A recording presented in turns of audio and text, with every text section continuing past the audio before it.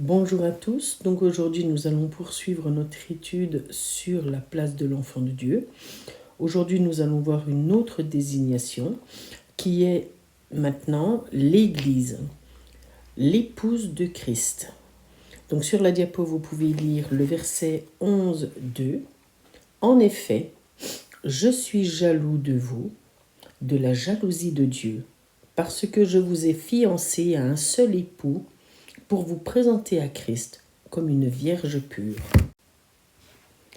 L'Église est née à la Pentecôte. Là, nous sommes dans le livre des Actes. À ce moment-là, est apparu du ciel comme des langues de feu, qui sont descendues, faisant un bruit comme celui d'un vent impétueux. Et ces langues de feu se sont posées sur chacune des personnes qui étaient présentes dans la chambre haute.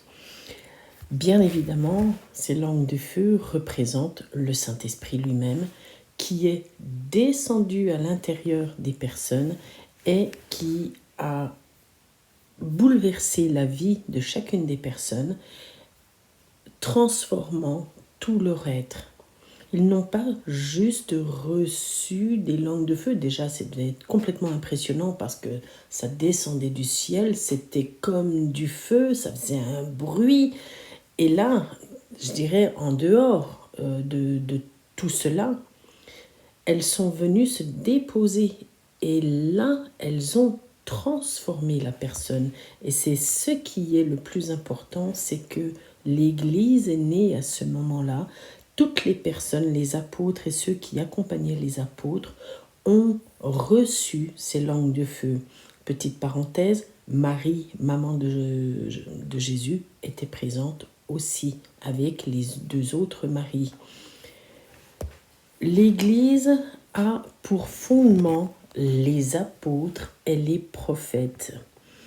Très important aussi car nous reposons toute notre foi, toutes nos pensées sur le livre des prophètes et sur les écrits des apôtres. Tout commence par là. Si nous ne croyons pas ce qui est écrit dans ces livres, alors nous ne pouvons pas prétendre être enfants de Dieu. L'Église est la suite logique de l'ancienne alliance qui a été donnée à Abraham. Souvenez-vous, Dieu lui a demandé de sortir de sa tente, de regarder au ciel et de compter les étoiles. Ensuite, de compter le sable qu'il y avait près de la mer. Et Dieu lui a dit que ses descendances seront aussi nombreuses que les étoiles et aussi nombreuses que le sable. Donc il y avait déjà à ce moment-là, Dieu avait déjà commencé à dire qu'il y aurait deux sortes de peuples qui auront la croyance en Dieu, le peuple élu qui est l'olivier, qui est le peuple d'Israël, et le peuple qui vient se greffer au peuple élu, qui est l'Église en elle-même. Et maintenant, nous allons parler de l'Église qui est l'épouse de Christ. Bien évidemment, nous parlons tout de suite et nous pensons tout de suite à l'histoire d'Esther, où cette histoire représente l'amour entre un roi et sa reine, et qui est l'ombre de l'amour entre Jésus et son Église et son épouse, puisque l'Église est l'épouse de Christ. Dans le verset des Proverbes 31, nous pouvons lire « Qui peut trouver » donc 31:10, Proverbe 31:10, « Qui peut trouver une femme vertueuse? Elle a bien plus de valeur que les perles. Le cœur de son mari a confiance en elle, et les produits ne lui feront pas défaut. » C'est une femme qui est magnifique. si on compare l'Église à Esther, par exemple, c'était une femme qui était maléfique, qui avait une beauté exceptionnelle, puisque le roi l'a repérée et il est tombé fou amoureux d'elle. Donc elle avait quand même une beauté extraordinaire. Donc l'Église de Christ, pour Christ, a une beauté extraordinaire, puisqu'elle est remplie du Saint-Esprit, donc elle reflète l'amour et la gloire et la puissance de l'Esprit. Mais je voudrais quand même voir avec vous un petit mot qui n'a l'air de rien, mais qui a tout son intérêt, et c'est le mot vertueux. En hébreu, ce mot se dit raïl. Il signifie, alors vous allez sans doute être très surpris de la définition de ce mot, parce qu'il signifie armé, capable, vaillant, fort, force, soldat, héros, courage, riche, brave, honnête. Quel mot.